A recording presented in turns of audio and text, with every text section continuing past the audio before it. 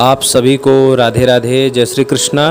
मैं सूर्यकांत द्विवेदी कैवल्य astro world की तरफ से आप सभी लोगों का एक बार पुनः से स्वागत करता हूं एवं हार्दिक अभिनंदन करता हूं।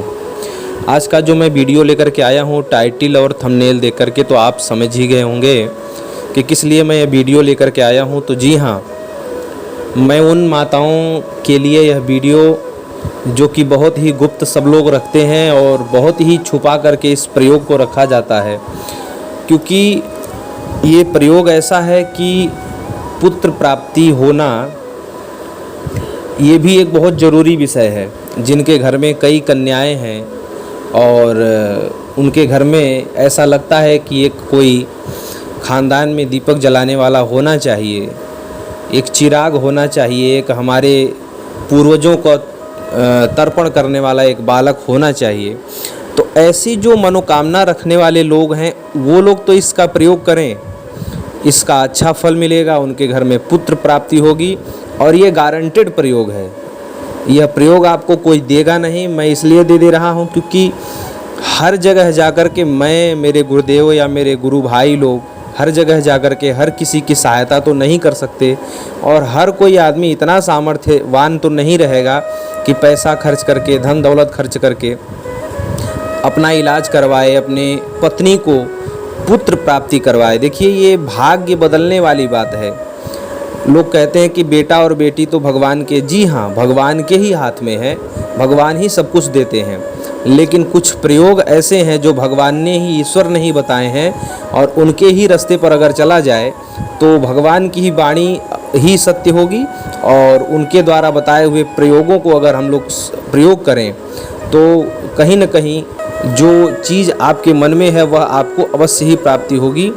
तंत्र, मंत्र, यंत्र, इन सभी का प्रयोग इसीलिए किया जाता है क्योंकि कुछ विशेष जब कष्ट आता है जीवन में तो उन कष्टों को दूर करने के लिए यह तंत्र, मंत्र, यंत्र का प्रयोग किया जाता है।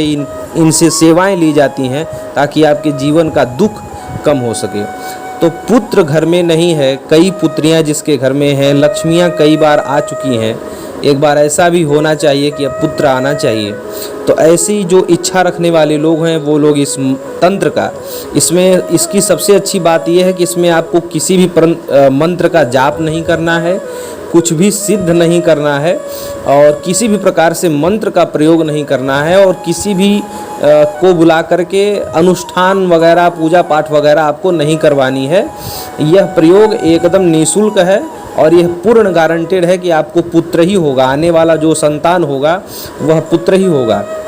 लेकिन इसका प्रयोग गर्भाधान संस्कार से पहले होना चाहिए। गर्भाधान संस्कार से पहले इसका प्रयोग, गर्भ होने के बाद इसकी गारंटी नहीं है।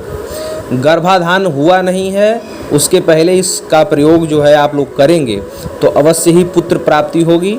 लेकिन इसका साइड इफ़ेक्ट बता देता हूँ, इसके नुकसान मैं आपको बता देता हूँ कि जो लोग